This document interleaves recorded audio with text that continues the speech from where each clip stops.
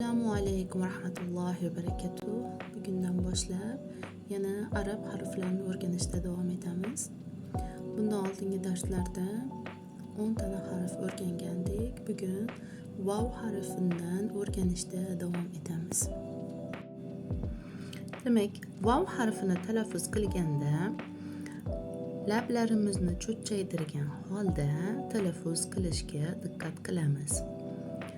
Vav Vav harfi ingichka harflardan hisoblanadi. Fathali holinda va, kesrali holinda vi va dammali holinda vu deb o'qiladi. Keling endi so'zlarni o'qilishini ko'rib chiqamiz. Av, rov, nav, lav, ورم وتر ومن ولن ولم وكم أولو روم يوم كون ويل وزن كوكب موكب أولمتم أوترتم. So'zlarni boshda diqqatlicha eshitib, keyin o'zingiz mustaqil shaklda o'qib chiqing. Demak, keyingi harfga o'tadigan bo'lsak, keyingi harfimiz h harfi. H harfining mahraji alif harfining mahraji bilan bir xil yerdan chiqadi. Ya'ni H harfining mahraji bo'ynimizni tagidagi bitgan va ko'krak qafasiga birlashgan yeridagi bo'ynimiz o'rtasidagi chuqurcha bor. O'sha chuqurchadan ovoz hech qanday to'siqqa uchramadan chiqqan holatidir. Ya'ni hazillashib biz buni charchoq harfi ham deymiz, chunki charchaganimizda, chuqur nafas olganimizda nafas ya'ni tovush hech qanday to'siqqa uchramasdan chiqadi.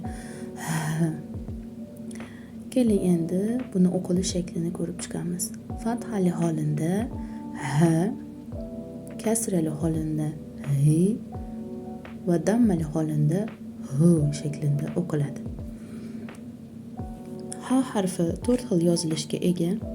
So'z boshida, so'z o'rtasida va so'z oxirida.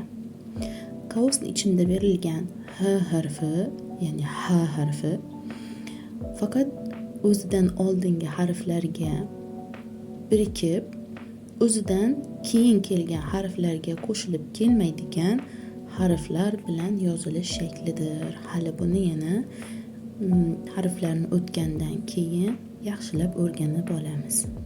Keling endi so'zlarni o'qilishini ko'rib chiqaylik. Hab, ham, hal, huwa, hiya, hum, zuh,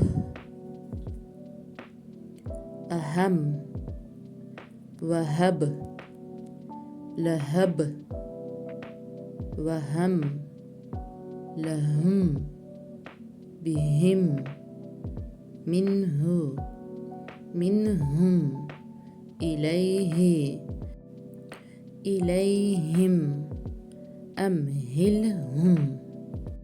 Demak, so'zlarni boshda eshitib ko'rib, keyin o'qib chiqishni unutmang. Allohim barchangizni ilmingizni ziyoda qilsin. Assalomu alaykum va rahmatullohi va barakatuh.